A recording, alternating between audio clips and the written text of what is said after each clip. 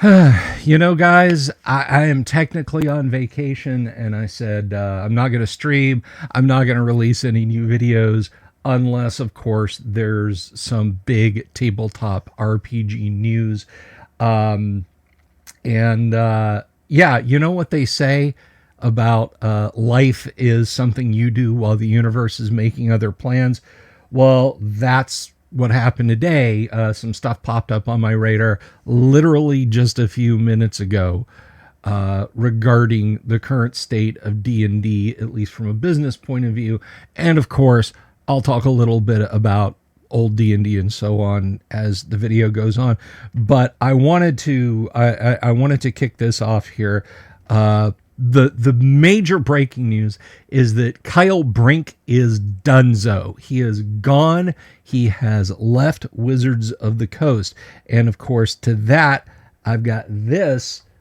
This is his LinkedIn page. Former executive producer, Dungeons and Dragons. That's right. Kyle Brink is out. This is the cat who managed D&D through the Wizards of the Coast OGL debacle that kicked off last January. Of course, I know a lot of you folks have been following this channel since then, and I thank you so very much. And if you're just stopping by for the first time ever, please do click that subscribe button, click the bell icon for notifications for more news like this. I'll bring you regardless of whether or not I'm on vacation, staycation, meditating, whatever it is I'm doing. I will bring you tabletop gaming news as it breaks. But anyway, so yeah, Kyle Brink is out. He is gone. He is no longer at Wizards of the Coast. Will he keep playing D&D? I don't know. That's up to his table. He can enjoy that or not. But of course, that asks the question then, who is taking over? Who is filling that position? And this is actually a couple of weeks old because this comes from AdWeek. And this is an article from AdWeek, and I will link to both of these things below. I think you'll have to have an account at LinkedIn if you want to look at Kyle Brink's account. You're welcome to go do that, but literally the only thing of relevance is that it says former. So here we go. This is from AdWeek. This is Dungeons and Dragons exec teases Stranger Things ahead for 50th anniversary. And this is Jess Lanzillo, D&D's VP of Franchise and Product, which I think is essentially what Kyle was doing. Gives her first interview to AdWeek. So let's take a look at what Jess has to say. This comes to us from Ethan Alter over there at AdWeek.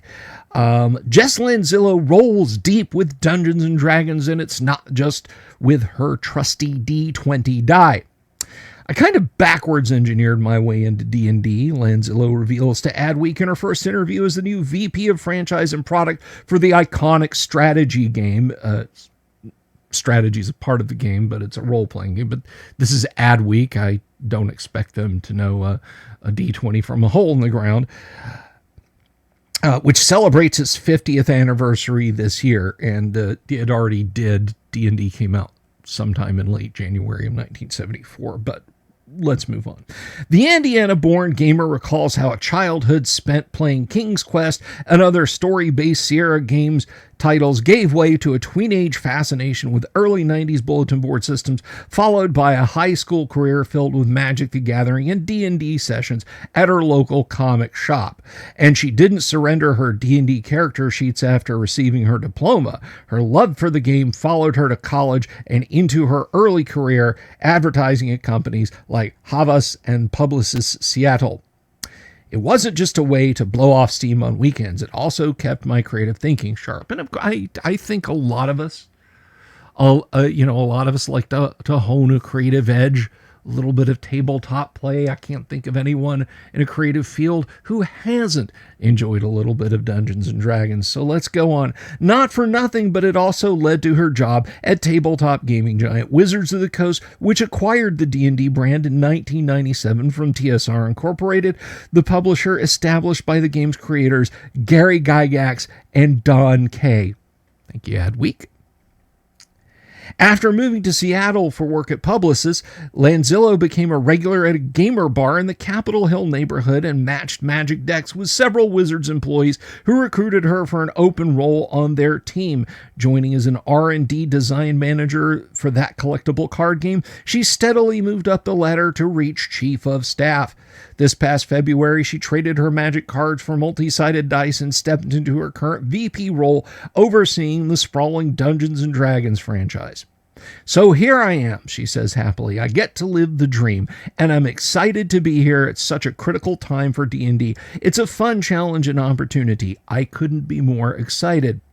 In a lively interview, Lanzillo previews some of D&D's 50th anniversary releases, reveals how the brand balances multiple generations of fans, and shares how D&D is collaborating with Netflix's Stranger Things, including teasing what she knows about the 5th and final season. Now, it's interesting because they mention how it balances multiple generations of fans. As one of those earliest generations of fans, I too would be keen to hear about this balancing act that has seen everything thrown on new D&D and nothing given to fans of older editions. And folks, at this point, if you're a fan of 5e, you're a fan of an older edition because 6e is right over there. But let's go on. So this interview has been edited for length and clarity. I'm not going to do the whole interview. We're just going to hit some bullet points here. Again, I'll link to this and you guys can read it. Let's see. First off, I have to note how incredibly appropriate it is for the game's new VP to also be a D&D obsessive from Indiana. Lanzillo says, very much so. I love D&D, and I come from a very punk rock background. I am Eddie Munson. There are two things I always cared about growing up, and they have the same thing in common, right? They're both about asking, how do we make cool stuff with our friends? Well, that's certainly a cromulent attitude to take. You're stepping back into D&D at an auspicious time given the 50th anniversary. Was that part of your reason for accepting the new role? And she responds, absolutely. I had just gone through the 30th anniversary of Magic the Gathering to turn the corner and realize that 2024 was 50 years for D&D was amazing. And it's not just about the game itself, but also about how it's influenced the entire culture around it. You can see it reflected in the book we published this year about the making of the original game. You guys know the one where they spend some time on some boilerplate simping and apologizing for Gary and Dave being white men from the Midwest. We'll come back to that in a minute. There's all this correspondence between folks who are co-creating something together, and they're just riffing on a concept. You can see that through. You can see the through line of that up to now. Now, this is what I wanted to get to here. When a brand hits the big 5-0, it typically finds itself between several generations of fans. Those who have been playing it for years or decades and those who are just getting into it now. How do you balance nostalgia with the need to keep the game fresh? The Wizard portfolio at large has a multi-generational approach. You can reach back and forth throughout the history, so a player like myself who's been playing for 30 plus years can have a conversation with a player who got into it through Stranger Things or Critical Role. We have a foundational language that breaks down generational barriers. We also have a shared play experience, whether you're co-creating something together, which helps you look forward towards the future. Also, through D&D Beyond, we have a platform for everyone to participate digitally together, and that changes the landscape of how people experience the game. Let's see. Gatekeeping and this is going to be the last bullet point I hit, by the way, in this interview, guys. Again, I'm going to link to it below and you can finish it out yourself. Gatekeeping and toxicity are known problems in other fandoms, but D&D seems to have sidestepped those kind of issue. I think that's because the entire foundational premise of the game is that you have to collaborate to create this experience. And if you're not doing that from a certain point, you'll be uninvited from your table. And then they go into some of the 50th anniversary stuff, most of which we've seen. Now, I want to touch on her comment on toxicity and gatekeeping, because I think something very important about her predecessor should be said. I think it's very important to bring this up, and that is that I am of the opinion that Kyle Brink was a very nasty, divisive person who sought to drive a wedge between gamers. And if you think I'm just bloviating because, oh, you don't like 5th edition, Bill, let me share something with you. This is a direct quote from Kyle Brink that I'm going to read to you guys here. And it says, "There's been mistakes made in years past where people assume that D&D players were all, white dudes in a basement, which has been a faulty assumption for a lot of years. We never thought that, Kyle. Only you thought that. And gets more and more false every day. And so in my viewpoint, honestly, guys like me can't leave soon enough for this hobby." Well, Mr. Brink, Mr. Gatekeeper, Mr. Sexist, Mr. Racist, you're gone. You have no more influence over Dungeons and Dragons or its direction. And frankly, I don't think you did leave soon enough.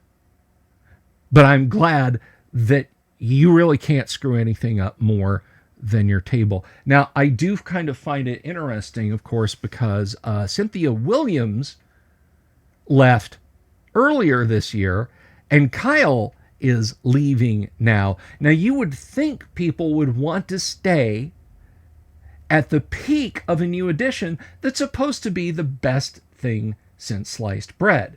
That they would want that feather in their cap, that they would want to be able to say, I was there when the new edition rolled in. So maybe Ms. Williams and Mr. Brink know something that the rest of us don't. But whether or not 6E will be good or bad, I'm not sure. Anyway, I'm taking valuable time away from my vacation, so I'm just going to leave this here. Again, links are going to be below. But I want to know what you guys think. So please leave a comment down below. Let me know what you think about Kyle Brink getting gone from Wizards of the Coast and the points of view here from their new VP, what was it? VP of Franchise and Product, Jess Lanzillo.